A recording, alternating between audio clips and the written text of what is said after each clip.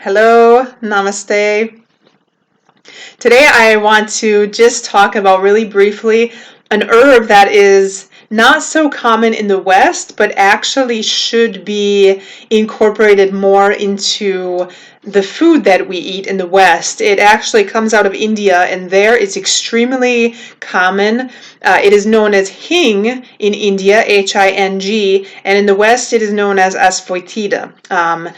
Asafoetida with Asafoetida. So Asafoetida.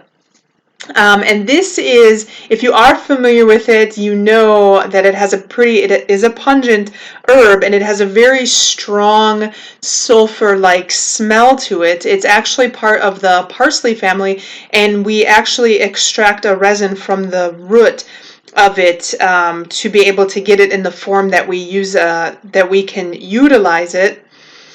And I'm smelling it right now. You can see that this is the container that it comes in, and I don't think I'll be able to open any up right now. But if you look at it, it kind of looks like it might be garlic powder or something. It has kind of a similar smell as garlic powder, and it is extremely beneficial. The reason why we use it is almost exclusively for digestive purposes, as it is a very extremely powerful digestive agent. So this would be the principal use. This would help us to digest beans or lentils or chickpeas, for example. If you like to eat a lot of beans, you can put a little bit of this in your food, and it'll help to break down the beans.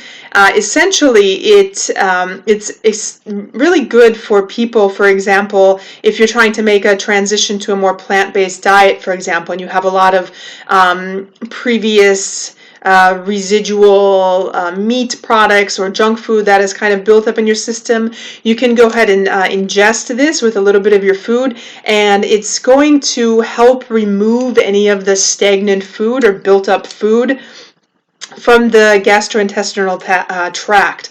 So this is really suggested for heavy meat eaters or people that eat a lot of junk food, because this is going to eliminate some of this. And this is also used in India, specifically for the removal of parasites and worms.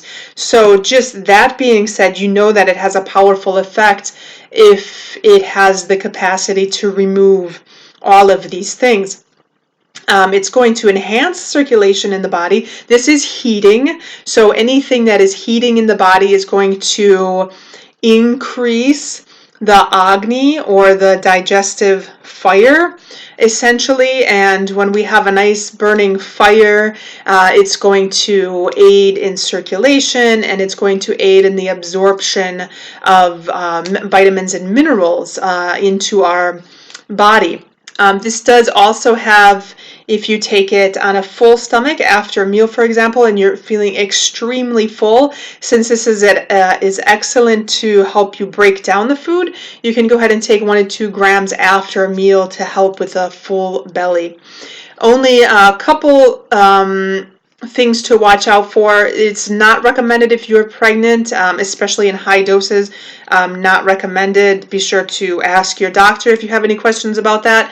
And then also, if you are gluten-free, you do want to make sure that you check the label, because how they do this is, since Hing is extremely powerful and kind of overwhelming in the smell, they actually mix it with usually a rice flour or corn flour, or they may mix it also with wheat flour to dilute the Hing a little bit. So if you are gluten-free, make sure that you check the label to make sure that they've done it with rice flour and they haven't used wheat flour. And then if you also do not take corn for genetically modified reasons, make sure that what you're getting is a good quality, essentially Asafoetida.